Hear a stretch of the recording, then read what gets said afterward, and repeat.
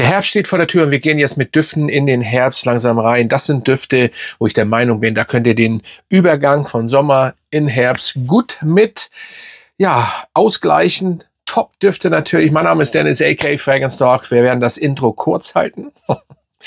Und wir fangen mit den ersten Duft an. Ja, und der erste Duft ist ein Ableger von einer absoluten Classic Line für mich. Nicht jeder ist Fan von der Line, obwohl von der Brand, ja, und zwar Guerlain, habe ich lange nicht gesagt, Guerlain, und zwar Habit Rouge mit Rouge Privé, ja. Bei Habit Rouge ist das Ding, ja, er riecht oldschool-mäßig. Viele sagen sogar omahaft, also es gibt noch für mich, für meine Nase, einen Unterschied zwischen oldschool und omahaft. Tatsächlich. Eine geübte Nase weiß das, ne? Und ja, viele meinen, dass Habit Rouge auch so einen Touch mit hat. Ja, vielleicht hat er das. Aber das riecht nach Luxus, altbacken ein bisschen. Das macht dieses zitrische, Neroli-Style-mäßige ein bisschen. Aber diese Version hier, die Rouge Privé-Reihe, das war auch gut, die Rouge Privé-Reihe, die Rouge Privé Version hier hat noch Leder. Also ihr habt dieses typische Habit Rouge Gehabe, wollte ich schon fast sagen. Hier, ich guck mal, warte mal ganz kurz. Nee, das ist er nicht. Das ist auch super. Der steht falsch. Ich bin einer, der das schon hintereinander gut ordnet. Das ist jetzt falsch. Hier haben wir das Eau de Toilette mit ein bisschen, ja, Feder. Eine Feder. Wo kommt der denn her? Ja, auf jeden Fall, das ist das Original. Und hier habt ihr im Endeffekt ein Leder-Touch dazu. Ich habe auch noch das Eau de Toilette, ich habe auch noch das etc. pp. Und so weiter und so fort pp. Hier haben wir aber die Lederversion, die ich, oder finde ich, in meiner Nase richtig elegant gut geworden ist. Ihr merkt das Zitrische, ihr merkt ein bisschen Neroli, ihr merkt das Leder auf jeden Fall. Ein Glück keine Himbeere, ne? Weil die meisten, die dann im Moment ist das ja immer noch beliebt, dass man auf einmal die Himbeere dazu macht. Ja, whatever. Nein, hier ist es nicht. Aber natürlich hat der diesen Touch. Aber der ist so elegant, das riecht nach Luxus, das riecht nach Geld, das riecht nach, ja, nach Polo, whatever, wie ihr das findet. Das ist ein Top-Duft in meinen Augen. Ganz einfach. Und das ist, ja, mit 9 Stunden Haltbarkeit, 19 Stunden Haltbarkeit einfach ein guter, ja, Gang oder ein guter Duft, mit dem ihr auf jeden Fall in den Herbst gehen könnt, weil er ist schon, man kann ihn durch das Frische in Background Ende jetzt auf jeden Fall Ende, ich meine, meiner Meinung nach hatten wir die Sommer, aber lasst, das ist ein anderes Thema.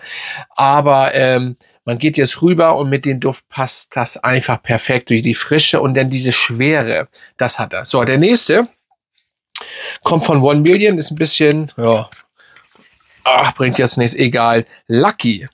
Das muss man jetzt aber so ein bisschen halten, weil das ja wieder so ein bisschen dann blendet. Lucky. Ich habe Lucky reingenommen, weil er ja wieder da ist. Habe ich gehört, dann wieder weg, dann wieder da ist. Normalerweise hätte ich das Privé genommen, aber Privé ist, glaube ich, ganz eingestellt. Also das gibt's auch nicht mehr back immer. Das kommt hier ab und zu mal wieder. Und ich muss sagen, das ist jetzt hier die alte Version, also die erste. Ich weiß nicht, ob der jetzt ein bisschen verändert worden ist, wo er wiedergekommen ist. Diese Haselnussnote mit dieser Süße von 1 Million, aber nicht typische Mandarin 1 Million, nur im Background so minimal, so ein bisschen frisch gehalten, süßlich frisch und dazu die Haselnuss macht den Lucky absolut, eigentlich ganz jahrestauglich, aber einfach perfekt durch die Süße, ist so ein Übergang zum Herbst. Und jetzt kommen so meine Düfte wieder zum Vorschein, die ich so liebe. Ich bin ja nicht unbedingt so ein freshy Fan, mache ich mit. Klar, gibt geile, gibt gute, aber jetzt so, sag ich mal, Herbst, Winter, Frühling. Frühling, ja, Frühling kann man das ja auch noch, aber Herbst, Winter sind so die geilen Düfte, wo man nämlich auch die Freshies gut tragen kann, weil die Freshies für mich im Herbst oder im Winter, wenn es kälter ist, viel besser sich entfalten. Solltet ihr mal testen. Ja, auf jeden Fall Lucky, wenn ihr Haselnuss mögt, nicht allergisch gegen Haselnuss seid, sondern ja, die Frische dazu noch habt, Frische in 1 Million tatsächlich. Und ja, ist einfach perfekt. Ja, wenn er denn wieder da ist. Es gibt ihn, glaube ich, aktuell, denn ich weiß das nicht, müsst ihr mal gucken, aber der geht auf jeden Fall. So, der nächste ist für mich der beste, ja, jetzt kommt's, dieses Leder, Himbeere oder dieses ganze Tuscan Leather Gedöns. So, Gedöns hört sich hart an. Ich habe Tuscan Leather noch in der alten Version, das ist der heilige Geil. Dann kam er hier, Vivian London, das ist übrigens die erste Auflage, das Parfüm, da ist auch wenigstens nur 74% Alkohol drin. In den neuen Eau de Parfüm ist ja neu wieder rausgekommen, haben wir 80 schon und davor kommt ja noch das Extrait de Parfüm. Ich weiß nicht, was das soll, aber kann man so machen. Ja, in dem Fall, bei denen weiß ich wirklich nicht, was das soll. Man hätte beim Parfüm bleiben sollen, aber es gibt noch also im Endeffekt ist das eine 10. Habt ihr ihn auch letztens erst getragen, den Vivian London. Es ist eine 10. Es ist ein geiler Duft. Und im Designerbereich ist eigentlich also ich gebe ja nicht so oft 10, aber auch der Tuscan Leather ist eine 10. Wenn man aber die drei alle jetzt zusammenzählt, ist Tuscan Leather nur eine 9, der eine 9,5 und jetzt kommt die 10. Wisst ihr? Aber normalerweise sind das schon geile Dinger für sich selbst. Sillage, Kinetic Parfüms. Rundet das einfach perfekte ab. Alles im Einen, alles was ihr hier riecht, ist einfach perfekt abgestimmt, besser gemacht, in Anführungsstrichen noch. Aber was kann man schon? Der Vivian London ist genial. Aber das müsst ihr selber für eure Nase entscheiden. Für mich ist das einfach die Vollendung. Im Endeffekt ist das dann eine 10 plus, wenn man jetzt allen eine 10 geben würde. Aber wenn man alles, weil es ja eine DNA-Richtung ist, wenn man die jetzt zusammen battelt, dann ist der Tuscan Leather eine 9, hier eine 9,5 und das ist eine 10. Also weil es einfach für mich, das ist auch Geschmackssache, aber für mich einfach in allen Noten perfekt abgestimmt ist und von der Haltbarkeit ein Biest auch ist und alles Mögliche. Für mich ganz jahrestauglich, auch im Sommer mit 1, 2 Sprüherpunkten, obwohl ich Oversprayer, ich mache da auch im Sommer 8 Sprüher, ist mir scheißegal. Aber ich sage euch nur, jetzt gerade zum Herbst hin und natürlich im Winter auch, aber im Herbst jetzt für den Übergang absolut nice. So, der nächste. Einer meiner Lieblingsdüfte. Naxos. Ja, Naxos geht aber auch im Sommer.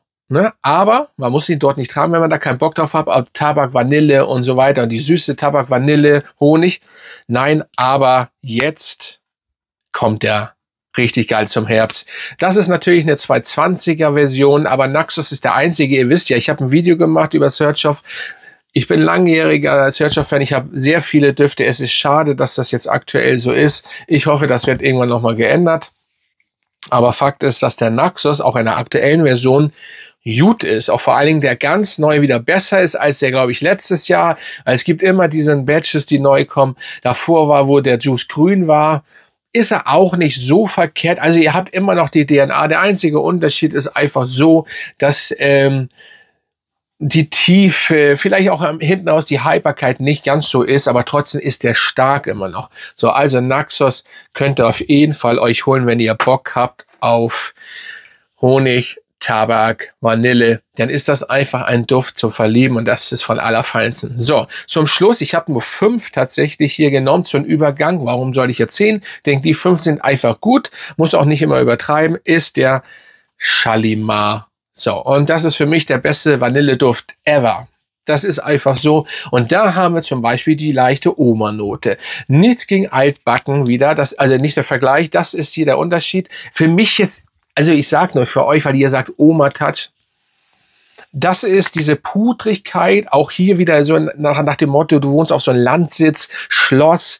Und dann diesen Duft, pudrige Vanille, bisschen animalisch, dazu, Oldschool, Opa, Oma-haft, whatever, absolut nice. Und Männer meistens lieben den. Und wenn ihr mal ihr müsst den aber auch ein bisschen eine Chance geben, wenn ihr den immer noch nicht kennen solltet. Wenn ihr Vanilledüfte mögt, dann kommt ihr an der Mama in dem Fall. Sonst sagt man ja an den Papa hier nicht vorbei, weil Shalimar ist nice. Gleich vorweg für die Leute, die das schreiben, der ganz neue Shalimar, der jetzt rausgekommen ist, der soll ja so ein bisschen an die Urversion, sorry hier, gerade hier, an die Urversion herankommen.